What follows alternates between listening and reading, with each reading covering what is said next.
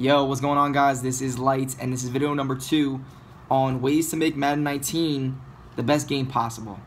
And in this video, I want to talk about the offensive side of the ball. I want to talk about ways to make offensive philosophies, strategies, formations work. Right? You want every single formation, personnel scheme to be used, to not just, someone tries to do it to use I-form to be different and just get blown out because it's not as good as Gun Bunch.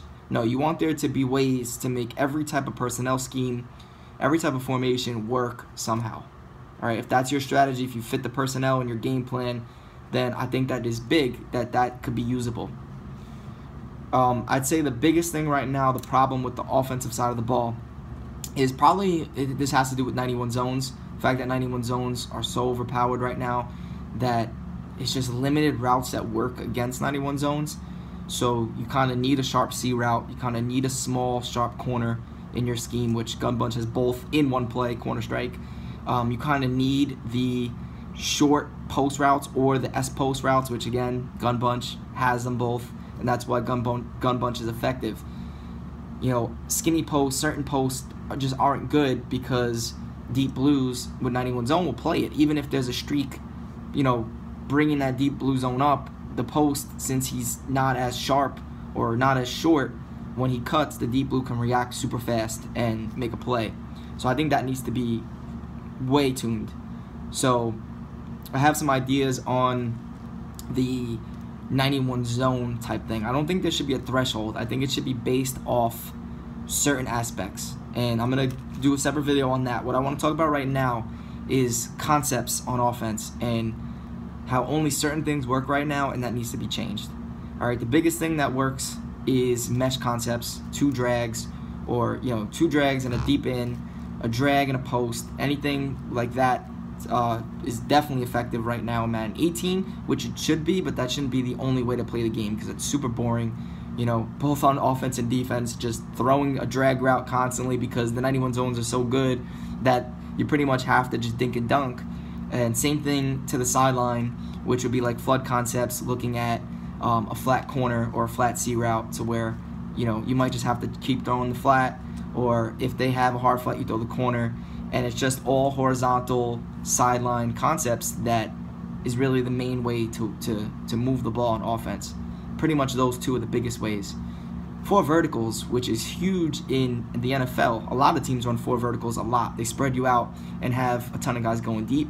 You really aren't supposed to do that in this game in Madden 18 because it just doesn't work. One-on-one is really nothing in this game unless someone's wide open, or unless they play baseline press and you get glitched and they fade you for a touchdown, or you beat the press, or it's cover 3 or cover 4 press and you have a fast receiver. You might fade or streak the outside guy to get them open deep. But other than that, actual deep vertical concepts don't really work in Madden 18, and they need to, because it's not only will it make the game more fun, stretching the field way faster and with deeper routes, but it's also a realistic thing. So if you want to stay with the sim type philosophy of making the game more like the NFL, you have to have 4 verticals or any type of deep concepts work. So that leads to the one-on-one, and that's the biggest thing right now. Madden 16, they came up with the aggressive catch, and that was clearly overpowered. It did kind of make the game fun a little bit on offense, because at any point you could chuck a 60-yard pass and possibly get it.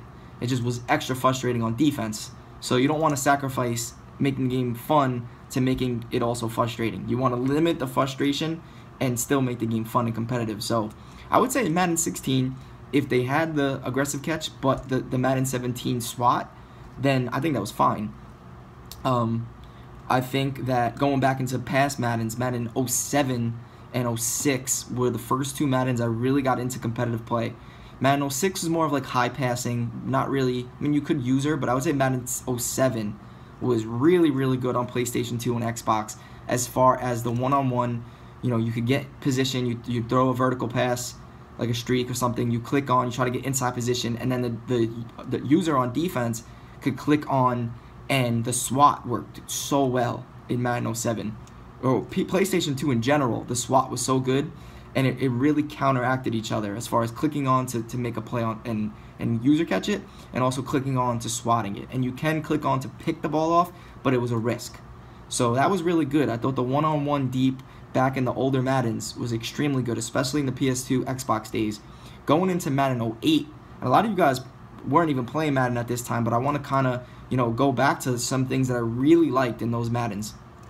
Now, Madden 08, there was something called the Spectacular Catch, which was OP, but it was actually fun because, especially when they added defensive players that had this. So pretty much if you reach a certain threshold, kind of a certain, I think you needed to have above 90 Spectacular Catch, I believe it was, you would be able to get different animations than someone else that didn't have it. You were getting like crazy animations.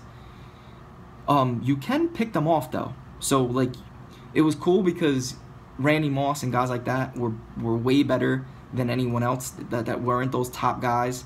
But at the same time, you could pick it off. I think the biggest thing back then was sometimes you wouldn't react. Like you would click on a defender, a safety, and they just wouldn't jump. And I think that was one of the biggest reasons why they added the two-man animations, because sometimes defenders wouldn't react and then you would get face caught. If you ever heard of face catching, was like when you literally would just throw it, jump up, and the defender wouldn't jump, and would pretty much just, you'd literally get face caught. So that was bad. If you could go back to those type of user animations, maybe not the Spectacular Catch. Reason why I brought up Spectacular Catch is because of the funness. That was fun, especially with Cromartie on defense having it. I loved the fact I loved playing with the Chargers back then, and someone tried a Spectacular Catch, and I would click on and get the Spectacular Catch on defense. So it was just a counter. And you could also pick off those passes without Spectacular Catch as long as you clicked on and strafed with your safety. So, ton of methods on preventing it. I would say, again, the biggest reason why it wasn't always preventable was because sometimes your defender wouldn't react. So that was something that I guess could be a whole separate problem other than, one-on-one. But I guess that is the same problem, because it's like, do you have the two-man animations, which will limit your guy from not reacting, but at the same time now you lose control because now you're just getting put in an animation? Or do you have one-on-ones to where they have to do a good job to where you get good SWAT or pick animations that work with the animation the receiver gets, and it has to look natural. So, and it also has to be skill-based. So that's a bit, I don't really know the route to go with this. I'm definitely looking forward to your comments, because this is a big thing, because if they could get one-on-one correct to where, if someone's playing cover 3-0 game, cover 1-0 game, cover 4, with just one-on-one to the sidelines, if there was a good one-on-one method of going deep, and it wasn't glitchy, it wasn't OP, and it was balanced on both sides, defense and offense on the click on, I think that's what would take Madden to the next level, because that would be fun. At any point, 3rd and 15, you can take the shot, just like Madden 16, but it's not, you're not hopeless of getting beat every time. Now it's kind of like the swerve last year, to where towards the end of the year, people figured out how to stop the swerve, but there was times where, someone tried to swerve one-on-one, you were screwed. And I think the worst part of the swerve wasn't terrible as far as adding a skill gap. That was one thing that was good with the swerve, was it added a skill gap. But if you caught the swerve, it was a touchdown a lot of the times. And that was like the biggest thing. If it was, you swerve caught, and if you got it, you got like 20 yards, it's not that bad. But if you got it, you scored, you got a touchdown. And I think that was what made it like almost bannable, was because if you did get the swerve, it was a touchdown. Whereas back in the day, if you had a rocket catch or even the Spectacular Catch, it wasn't necessarily a touchdown when you got it. It was a big play, and then you would get tackled.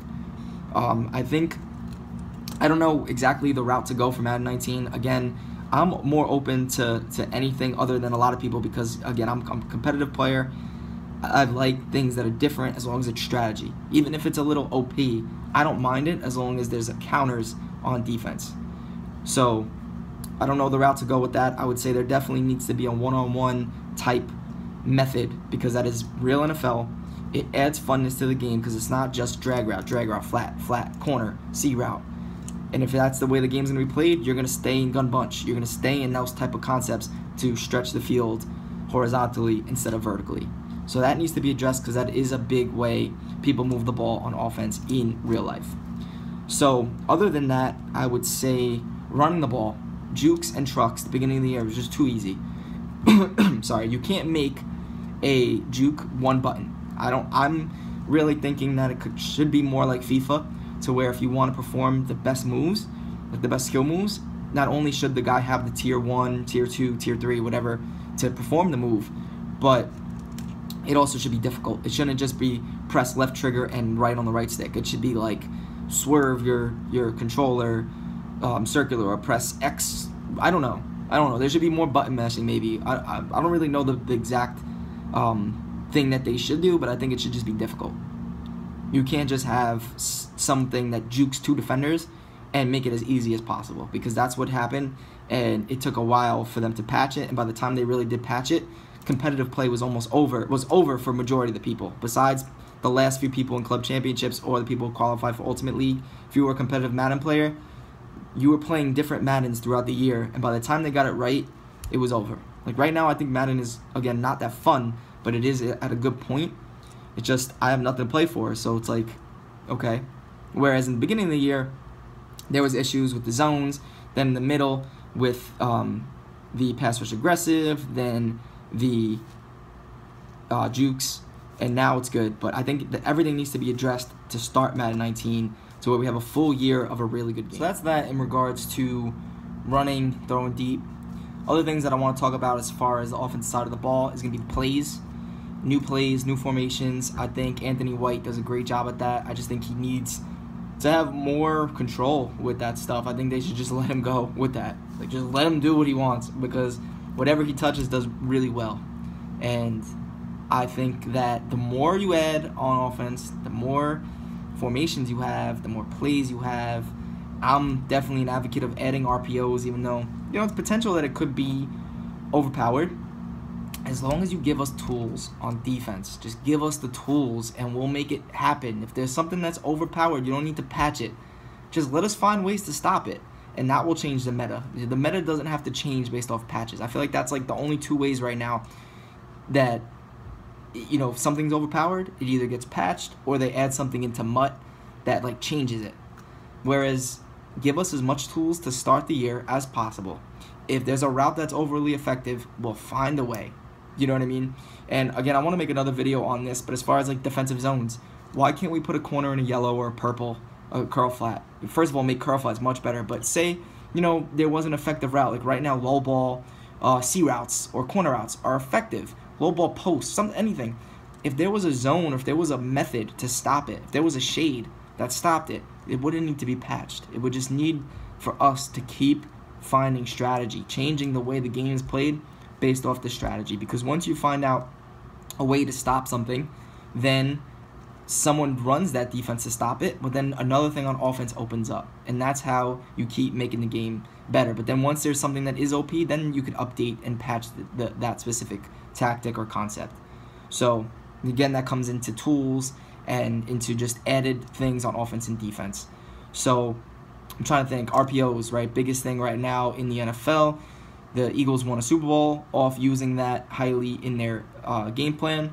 So I think that needs to be in the game somehow. I think that would be a good marketing tactic, because a lot of casuals are kind of hearing RPOs a lot from ESPN, NFL Network, and again, because of the Super Bowl. So I think adding that into the game somehow is important.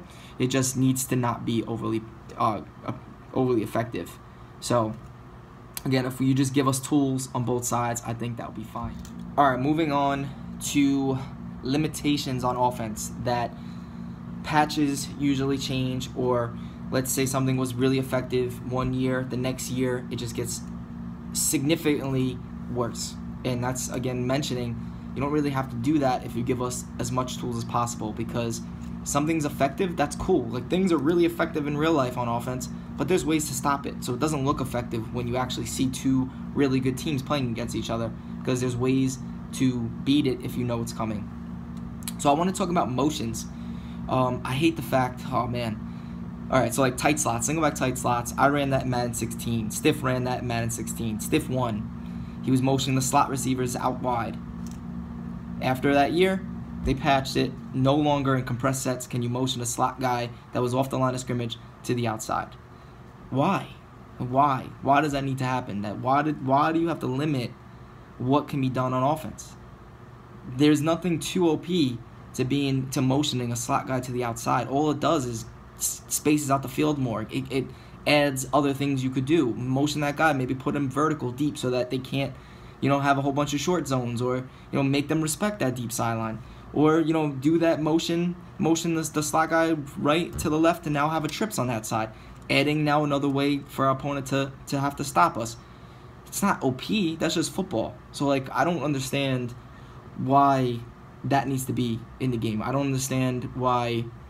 I'm trying to think of like motioning an outside guy.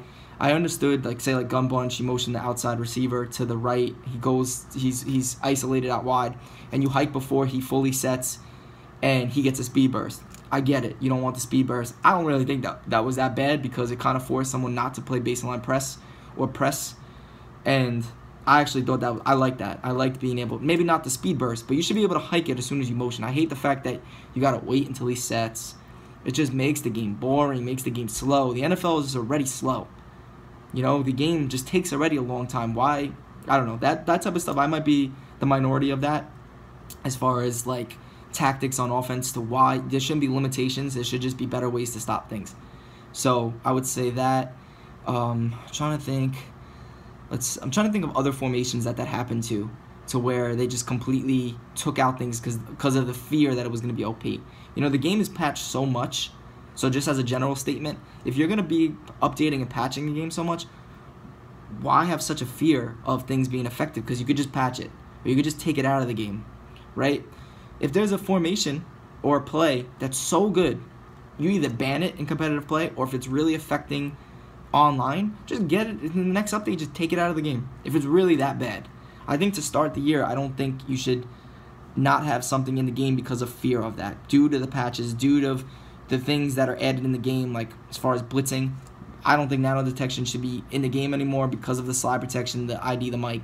I actually have a good idea with nano detection that I'm going to make a separate video on, but once I get to defense. But I just don't think there should be things done to limit the game. I don't think there should be a fear of money plays. I don't think there should be a fear of unrealistic stuff, because it's a video game. Like, I understood in the beginning with it now going on ESPN and NFL Network, so you don't really want to see flaws. I'm not saying you definitely shouldn't have flaws in the game. But like, if Bo Jackson's going to be at left tackle because of Mutt, or Bo Jackson's going to be at DT, then the game doesn't have to be as realistic as the NFL. It's a video game. So if that stuff is happening, the game doesn't need to be strictly NFL, simulation. I think that if there's things that, if there is a motion speed burst thing, as long as there's a ways to stop it and it adds creativity, adds strategy, adds to the skill gap of the game somehow, and I'm just using that as an example. I don't really need to have a motion fade or whatever, but I'm just saying anything like that, there should just not be limitations. So I think offensive side of the ball, add as much as possible, as long as you feel confident. If you're adding to the offense and adding to defense, there should be no worries of something being OP, because if zone works the way they should, and if you give us tools like, being able to invert the deep blue corner or put them in an outside quarter like this year, which was great. It made cover 3 awesome. It made crossfire great. It didn't really help with anything else. Cover 2, if there's so many things that get open, deep corners, like if a purple zone, if you were able to put a corner in a purple zone, then a deep corner wouldn't be as glitchy as it is. Or like right now, there's actually a cover 2 cloud flight glitch. There's a cloud flight glitch right now where this C route gets open, corner route gets open against cover 2. If you were able to put that corner in a yellow, in a hook zone, or put that corner in if protect the sticks worked, then that wouldn't be an issue. So I just think don't worry about limitations. If something's overpowered, there's going to be ways to stop it, and if there isn't, then you go ahead and patch it. So I think offensive side of the ball will be much better if that is the case. So there's one more thing I want to talk about with the offensive side of the ball, and that's going to be formation shifts. Formation shifts is something that was in the game a long time ago. You probably don't know what it is, and again, you probably weren't playing Madden back then. If you were, you know what it is, and you probably loved it because it was the greatest thing ever for anyone that wanted to be creative, loved strategy, wanted to be original with things. It was the best thing ever. I'm going to make a separate video on that because I don't know. I'd probably, again, on the minority of that because it can lead to OP-ness of the game. And I am going to make a separate video on that. So this is video number 2. This is focusing on the offensive side of the ball for Madden 19. Please like the video, subscribe if you're new. I don't even know if I'm posting this on YouTube, but if I am, hit that subscribe button, like the video, comment on anything that I spoke about. If you want me to make a separate video on anything else, let me know. And I appreciate your feedback, not only on what I'm saying, but just in the game in general when it refers to Madden and having to make that game better. Let me know. All right, guys, this Lights. Later.